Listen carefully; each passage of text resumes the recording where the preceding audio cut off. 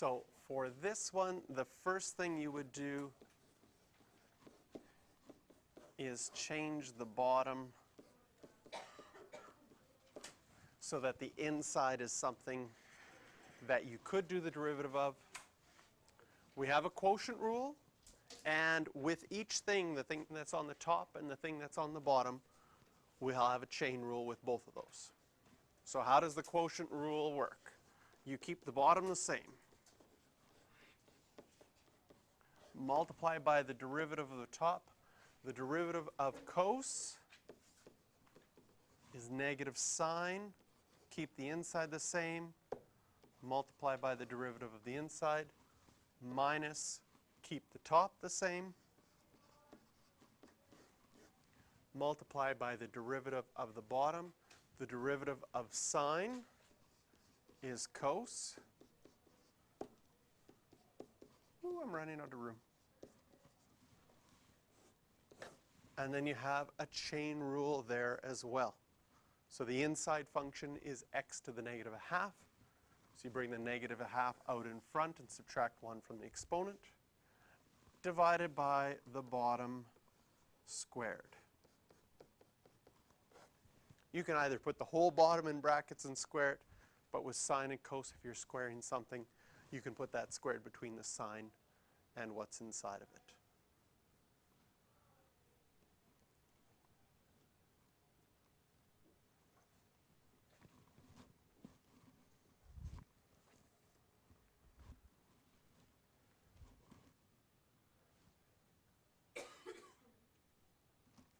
Yes. Right here, if we would zoom in on that, that's negative 1/2 x to the negative 3/2.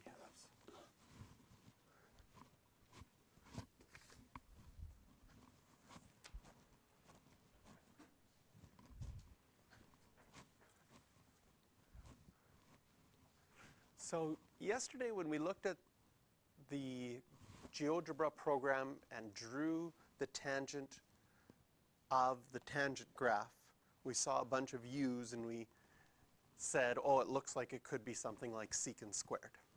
So what this is going to do is we're going to say, how do we get that if y is equal to tan x, that dy dx is secant squared?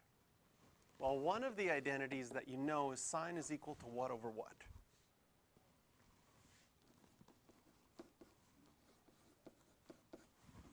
Sine over cos. So if we already know that the derivative of sine is cos, and the derivative of cos is negative sine, we could use the quotient rule to figure this out, and then see if we can simplify that to make it look like secant squared.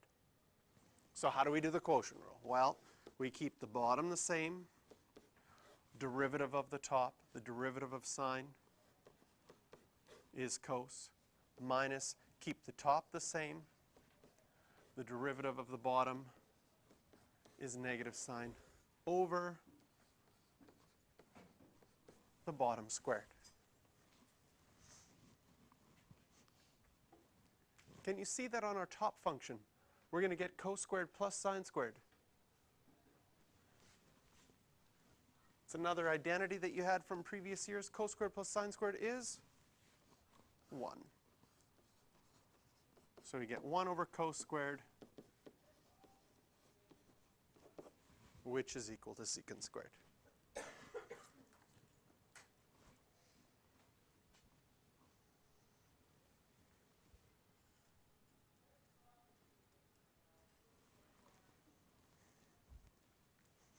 So now let's see if you can think backwards. If you know the derivative is negative sine x minus 2x, what would the original function have been?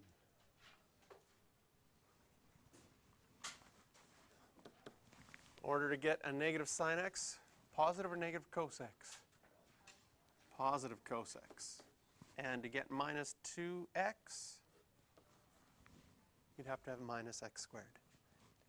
And it just says find a function, so this would be right. Can you think of another one that would work? This is where you get to use your favorite number. Same thing, plus c. Plus any number here. Do you have a favorite number? 7. 7. Oh. Too slow on your favorite number. Too many favorite numbers. I have the same problem.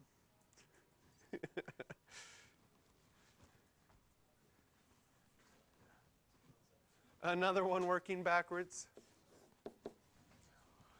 In order to get a negative 3 cos, well, the derivative of sine is cos. So in order to get a negative 3 cos, we would have had to start with a negative 3 sine plus 5x plus, Riley?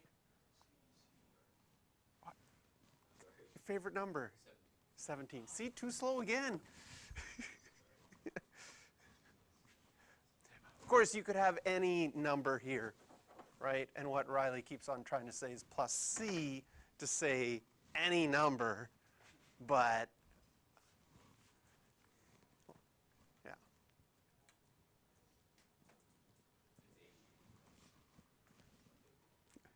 Which one? 88. Okay. That's, yeah, you can flip it all over. Unless you turn it sideways. No, it looks like.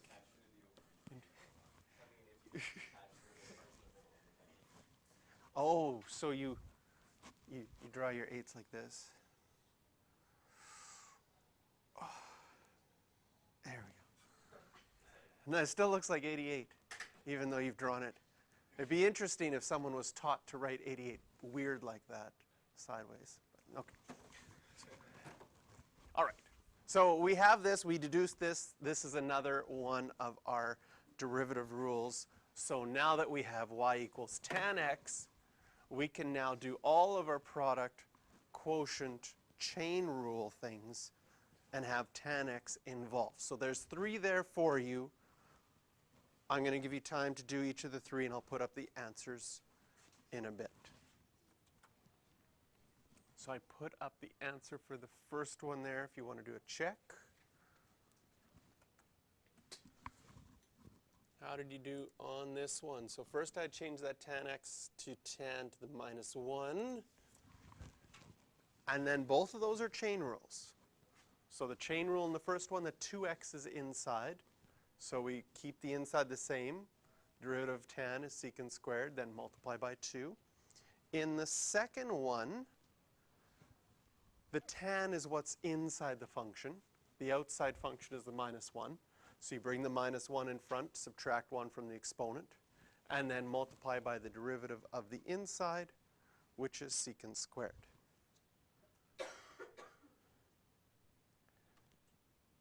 And this last one has implicit differentiation, because we don't just have a y, we have a y squared.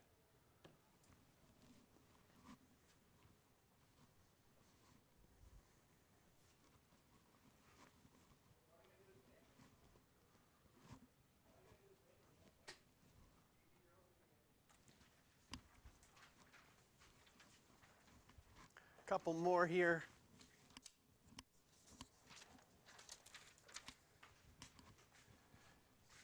Notice that the way that this is written, this is different than if it was tan x sine x. So the first thing I want you to think about is, can you see the difference between what I wrote in the blue there, y equals tan x sine x, and what we have here, which is y equals tan sine x? I mean, there's an x in the top one, there's not an x in the bottom one. But as far as doing the derivative goes, the one at the top, this would be a product rule, because we have one function times by another function. And the one at the bottom, the one that we actually have, is a chain rule, that sine of x is inside of tan of x. And if we were to think, what's my inside function, what's my outside function? My outside function is tan, my inside function is sine, so the derivative of my outside function first is going to be secant squared. We keep the inside the same, and then we multiply by the derivative of the inside, which is cos x.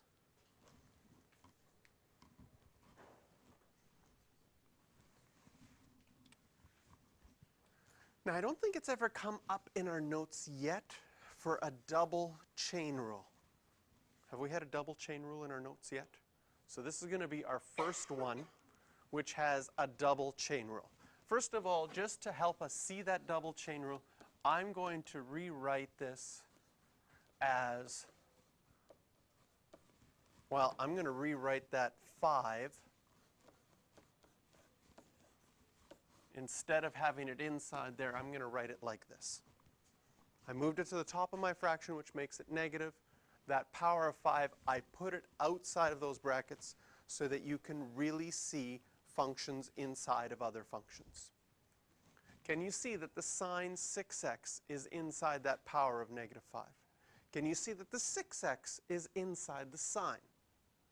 So we have 6x inside of sine and sine inside of the power of negative 5. So the chain rule, the way that we do our chain rule, is we do the derivative of the outside, then keep the inside the same. And then do the derivative of the inside. So what does that mean for this one? Well, if I do the derivative of my outside, my negative 5 would come out in front. Keep the inside the same. Subtract 1 from the exponent. Then I need to do the derivative, multiply by the derivative of the inside. But the derivative of the inside, which I'm going to underline here in blue, is another chain rule. So when I do the derivative of the inside, the derivative of sine is cos, and I keep the inside of that the same. And then I multiply by the derivative of the inside, which is 6. So the chain rule says do the derivative of the outside, keep the inside the same, then do the derivative of the inside. But if the inside is another chain rule, I have to do that same idea again. Do the derivative of the outside, keep the inside the same, multiply by the derivative of the inside. So you could have multiple functions, inside functions, inside functions, inside functions, and we keep this process going. In this case, we had to do the chain rule twice. Derivative of the outside, kept the inside the same. Derivative of the inside, and kept the inside of the inside the same. And then derivative of the inside. So again, sometimes these just take some practice to get used to that idea, but the chain rule is that. Derivative of the outside, keep the inside the same, multiply by the derivative of the inside. Then if your derivative of the inside has more rules that you have to do, you still have to do all of those rules until you're done.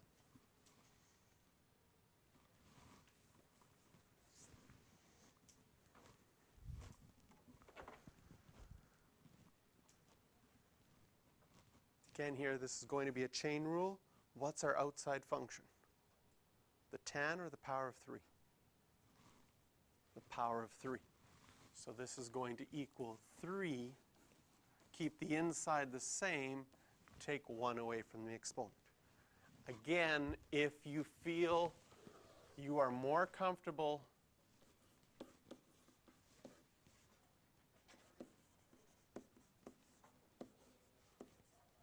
writing it like that, then go for that. Because then you would write the next step as 3 tan x all squared. Okay, so I've only done a part of it, right? I've done the derivative of the outside function. I kept my inside function, which was tan x, the same. And then we need to multiply by the derivative of the inside function. The inside function was tan x. The derivative of tan x is secant squared x. So whether you wrote it like we did on the left-hand side, where you're able to think about that power even though it's inside between the tan and the x, or if you wanted to rewrite it with that power of 3 completely on the outside of your function, both of those answers mean the same thing.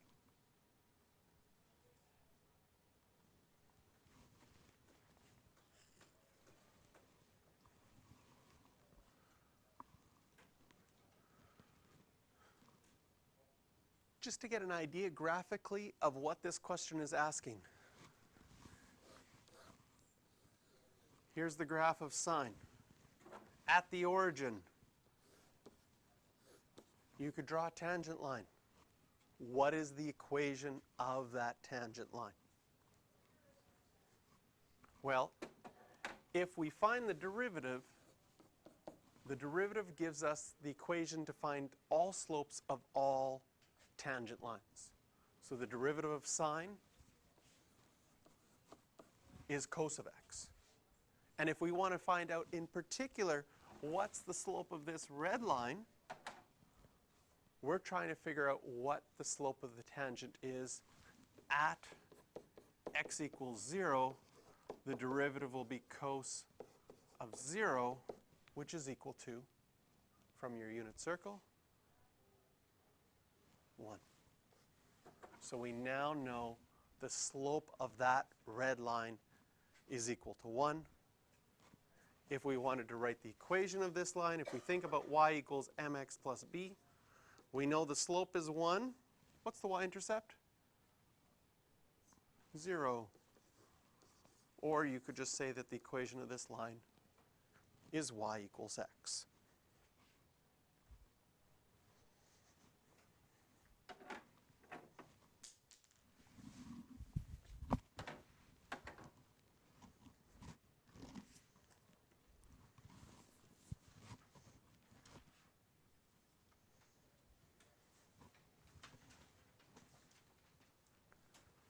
So suppose f of x equals 2 sine cubed x minus 3 sine x. It's like a little mini identity. Show that f prime of x is equal to negative 3 cos x cos 2x. And on your quiz on Friday, I will have a couple questions that are like this, that are testing your algebra skills.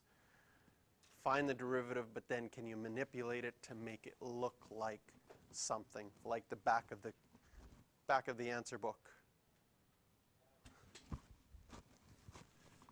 Starting off with your derivative, you would have had a chain rule, and then minus 3 cos x.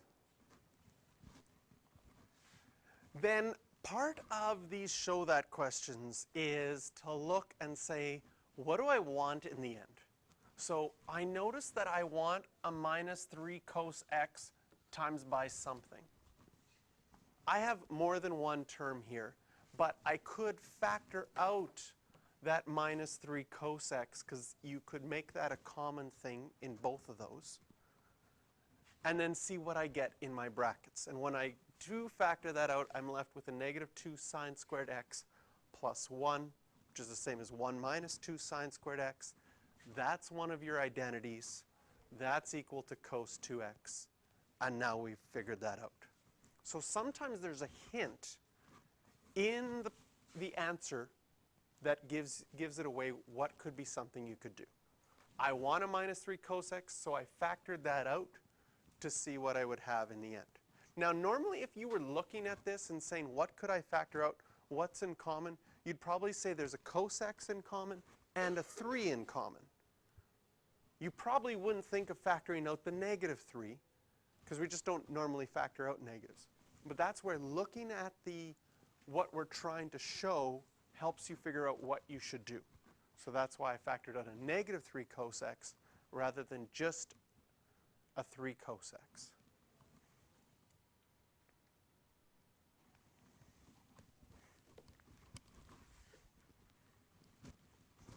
Here is another double chain rule.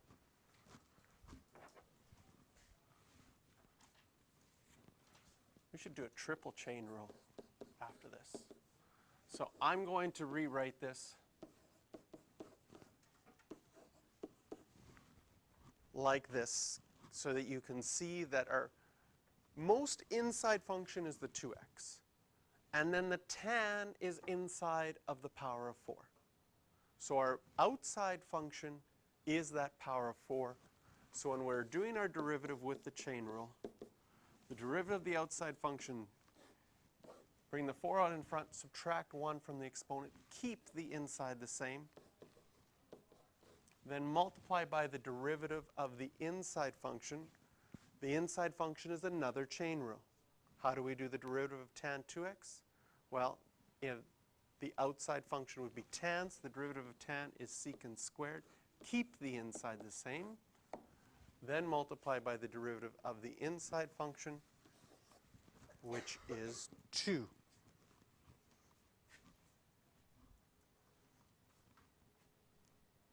Okay? So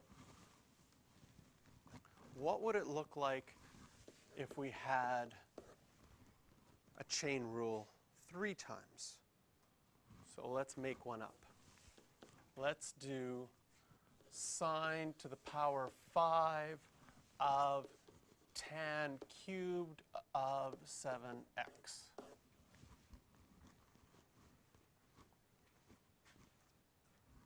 So what does this mean? What is our most outside function?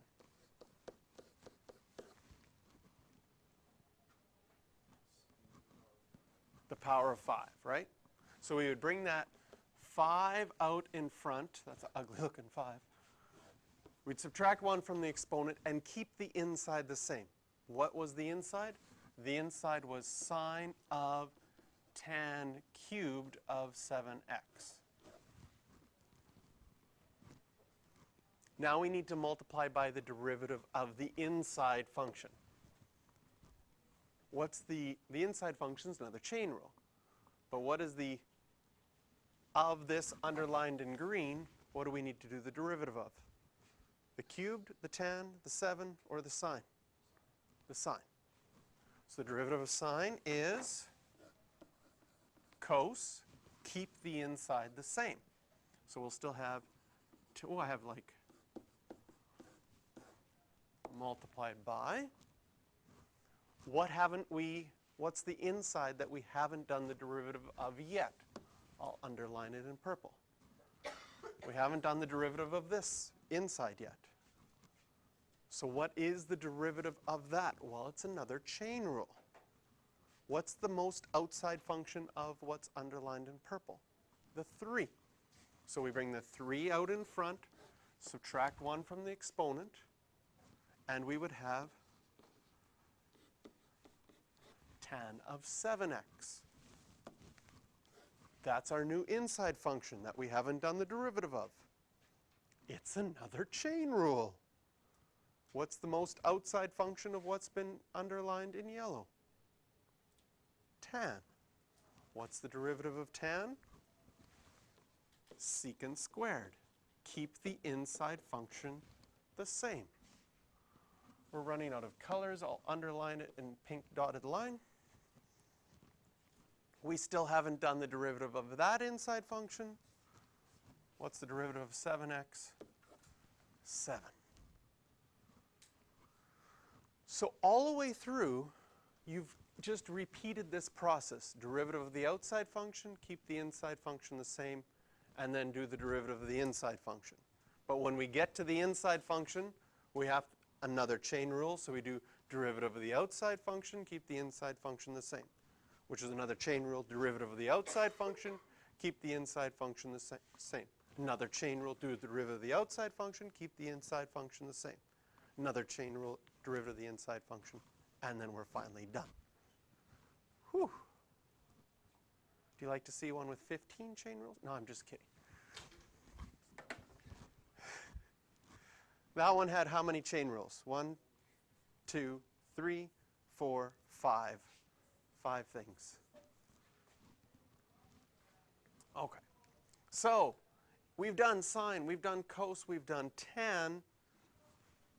Here are the derivatives of cosecant, secant, and cotangent. Now for each of these, you have a choice. You could decide to memorize these, so you could use them just like you know the derivative of sine is cos, the derivative of cos is sine, negative sine, and the derivative of tan is secant squared. But sometimes what people do is they don't memorize these and they derive them every single time using identities. So, for example, how could I derive cosecant? Well, cosecant is just, if I have f of x equals cosecant x, I could write f of x is equal to sine x to the negative 1. And then how do I work with sine x to the negative 1? Well, it's a chain rule. F prime of x would equal negative 1 in front. Keep the inside the same, subtract 1 from the exponent, multiply by the derivative of the inside, which is cos x.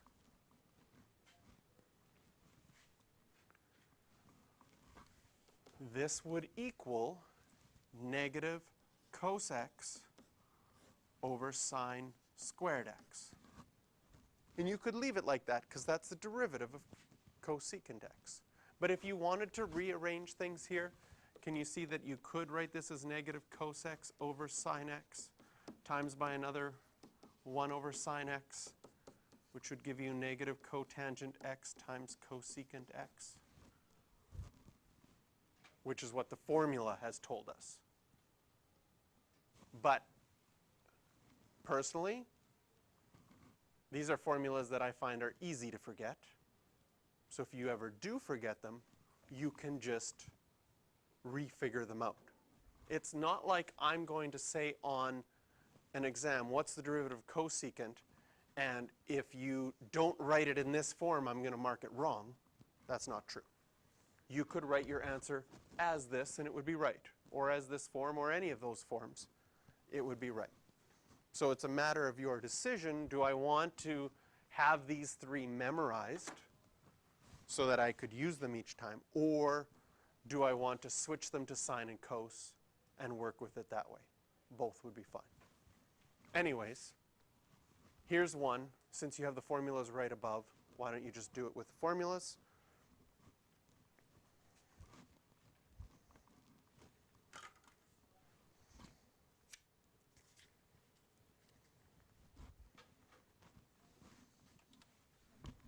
Yeah. And then if you want to check how you did,